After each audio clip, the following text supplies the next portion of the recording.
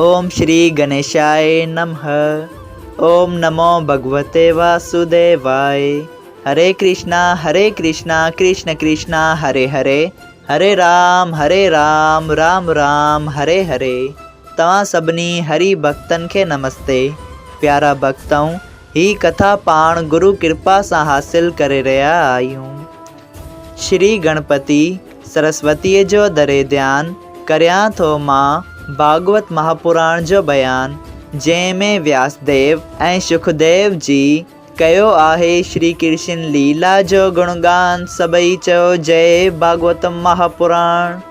प्यारा भक्तों, कल कथा में पाण श्रीमद् भागवत महापुराण साहिब जे चौथे स्कंद जे पहिरें अध्याय में ॾिठो हो त स्वायंभूमन जी हिकिड़ी धीअ जी शादी करदम रखेश्वर सां थिए थी, जंहिंजी कथा पाण टे स्कंद में ॾिठी। ऐं ॿी धीअ जी शादी रच प्रजापतिअ सां थी ऐं टी जी शादी दक्ष प्रजापतिअ सां थी। प्यारा भक्तों, रच प्रजापति खे उत्तर नाले पुटु थियो, जंहिंजी शादी अनुसुईया सां थी।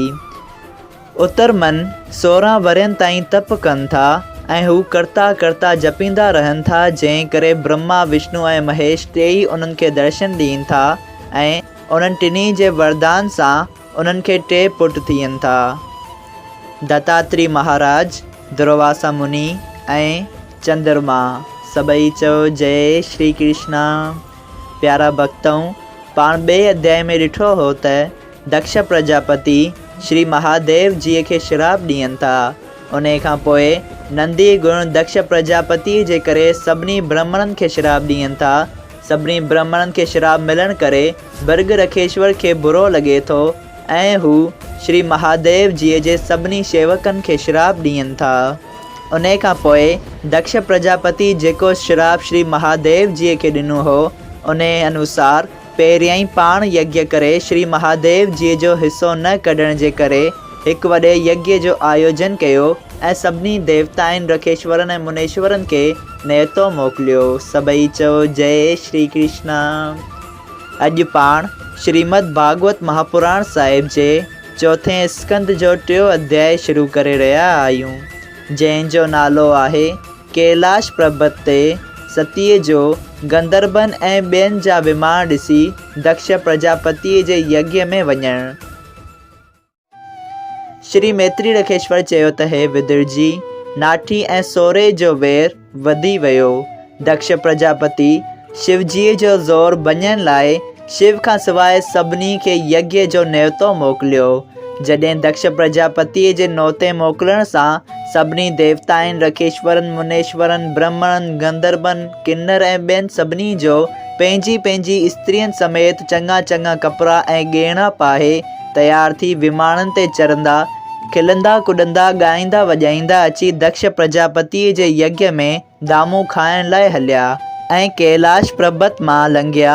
तॾहिं सती, जेका कैलाश पर्वत ते महादेव जीअ वटि वेठी हुई, उन्हनि रखेश्वरनि ऐं मुनेश्वरनि जे वञण जा आवाज़ ॿुधी श्री महादेव जीअ खां पुछियो त अॼु आकाश मार्ग में छा जो घोर आहे।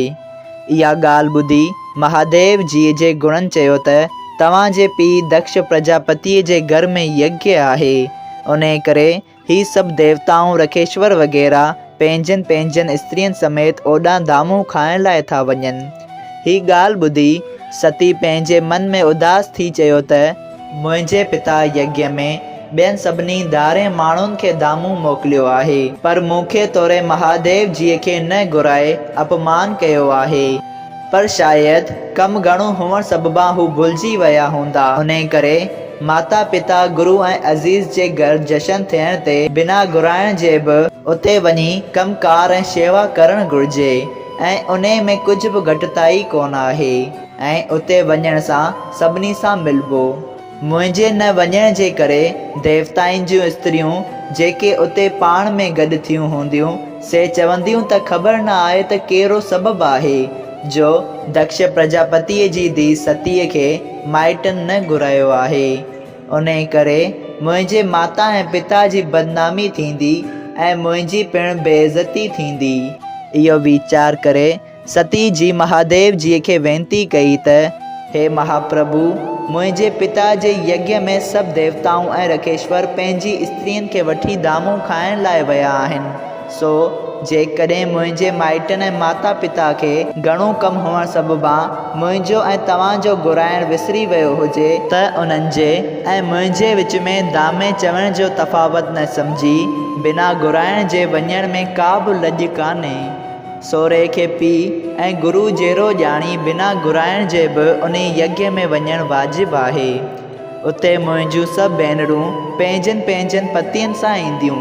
मूंखे पिणु घणे वक़्त खां इहा सद आहे त को बि ख़ुशीअ जहिड़ो कमु मुंहिंजे पिता जे घर थिए त मां बि तव्हां सां गॾिजी उते हलां।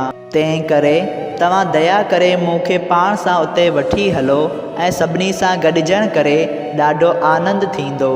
इहा ॻाल्हि ॿुधी महादेव जी दक्ष प्रजापतिअ सां दुश्मनी जो सभु हाल करे सतीअ खे ॿुधायो ऐं चवणु लॻो त तंहिं हूंदे बि जेकॾहिं हू मूंखे बुरो न मञींदो हुजे त असीं सवाइ कोठण जे अॼु बि हलिया हलूं, पर जेकॾहिं असीं सवाइ घुराइण जे हलूं ऐं हू असांखे ॾिसी आदर भाव न करे या मुंहुं फेराए छॾे या कठिन वचन चवे त उहो चङो न थींदो। छाकाणि त हथियार सां लॻण वारा घाव मलम पटी लॻाइण सां छुटी बि वेंदो आहे, पर ज़बान जो घाव जो कंहिं जे दुर्वचन चवण सां कलेजे में थींदो आहे सो कंहिं बि तरह छुटी नथो सघे।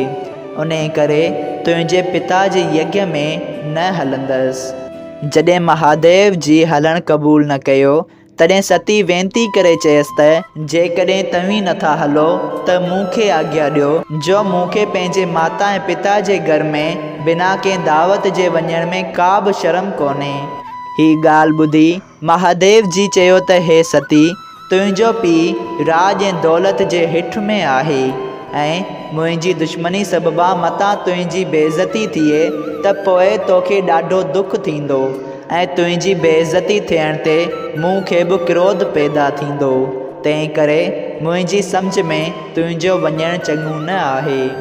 पर परमेश्वर जी इच्छा सां सती एतिरे सम्झाइण ते बि न मञियो ऐं वरी महादेव जीअ खे चयो त मुंहिंजी उते न वञण करे मुंहिंजी सभिनी भेनरुनि में गिला थींदी ऐं हू मूं ते खिलंदियूं। उन करे मुंहिंजे वञण खां सवाइ ॻाल्हि नथी ठहे। तंहिं करे मूंखे आज्ञा ॾियो त मां जल्द उते वञा। शिव जी ही ॻाल्हि ॿुधी मन में वीचार कयो त अॼु ताईं सती को बि कमु मुंहिंजी आज्ञा खां सवाइ न कयो आहे ऐं अॼु ई वञण जे वास्ते एतिरो हिठु छो करे मुंहिंजो चयो नथी मञे। उन करे मां ॼाणा थो त संदसि उते वञणु चङो न थींदो, मगर हुअण वारी ॻाल्हि प्रबल आहे ऐं ज़रूरु थींदी। परमेश्वर जी मर्ज़ीअ जे ख़िलाफ़ कंहिंजो बि वस नथो हले। इहो वीचारे महादेव जी चयो त तूं ॼाणी वाणी जेकॾहिं वञी थी त तुंहिंजी मर्ज़ी, लेकिन उन जो फल ख़राबु निकिरंदई। सभई चओ जय श्री कृष्णा। श्रीमद् भागवत महापुराण साहिब चौथों स्कंद 3 अध्याय संपूर्ण थियो। अगरि तव्हां सभिनी हरि भक्तनि खे हिन कथा मां लाभ हासिल थियो हुजे त कृपया हिन कथा खे ॿियनि हरि भक्तनि सां शेयर कजो त उन्हनि जो बि भलो थिए ऐं तव्हांजो बि भलो थिए। सभई चओ जय सिया राम। राधे राधे।